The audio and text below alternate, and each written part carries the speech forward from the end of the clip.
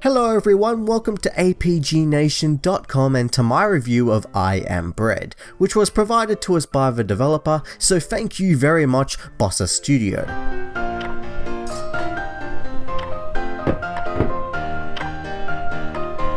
Have you ever wondered what it would be like if loaves of bread came to life and yearned for the ultimate adventure throughout your house to fulfill their destiny of becoming toast?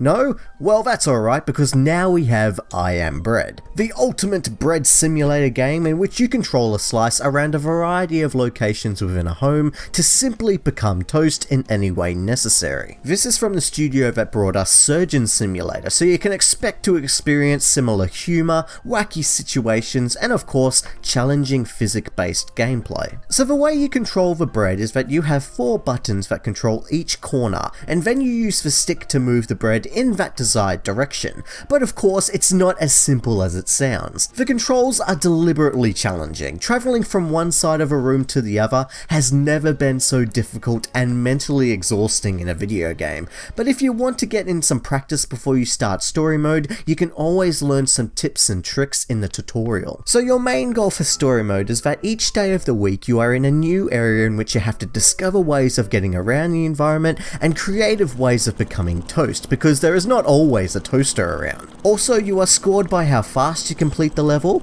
how well you are toasted, and how edible you are. There is actually some story within the game. Before each day, a written overview of your homeowner's psychiatrist visits are displayed for you to look over, which ultimately shows that your homeowner is going crazy and telling the psychiatrist that a loaf of bread has come to life, and of course he is not believed and instead labelled crazy. So gameplay wise, this is a challenging game, and it's made to be. Never have I played a game where achieving something so simple as becoming toast is so difficult. You need to judge the direction you are going in and hope to remember your button combinations, because if you don't press or press the wrong button, then it could stuff everything up. Difficult controls are not the only negative factors towards your success. You can grab pretty much anything in the environment and even travel up walls. However, you do have limited grip, so once it depletes, gravity takes over. Also, for some reason, you have to make sure that the bread is edible in the end. Coming in contact with the floor and mouldy or dirty surfaces will deplete your edibility meter, and if it falls to 0, then you will fail. All of these combine together with more and more difficult levels as you progress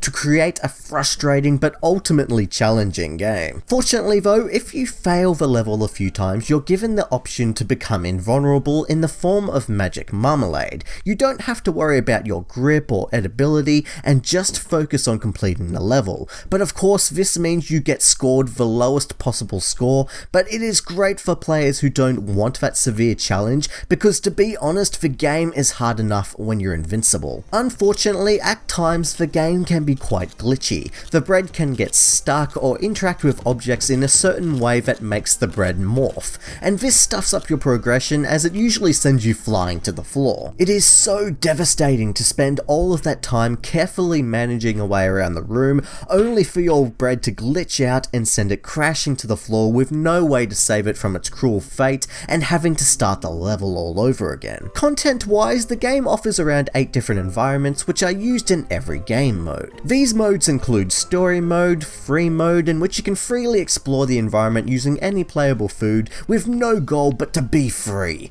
Rampage mode, where you play as a baguette with the goal of smashing as many objects within the time limit as possible. Bagel Race is basically a time trial mode where you play as a bagel that can get up to some pretty decent speed. Cheese Hunt is pretty much I Am Bread's story mode, but instead of becoming toast, you play as a crisp bread that needs to come in contact with cheese around the environment. And finally, Zero G mode, which straps some jetpacks onto your bread and lets you blast around the environment in Zero G on a mission to become toast. Of course, a mode without gravity brings its own challenges you need to overcome. I really like like how each playable food feels and operates differently. The baguette is stiff and only has 2 grabbable sides, same as the bagel but instead can roll at high speeds, and the crisp bread is like normal bread but is firm and stiff, so it doesn't flex around objects like regular bread can. But even with all of these modes and different playable foods, there isn't really a lot of content in the game, unless you want to take the time to explore every environment, achieve the highest possible scores, and earn a small amount of achievements.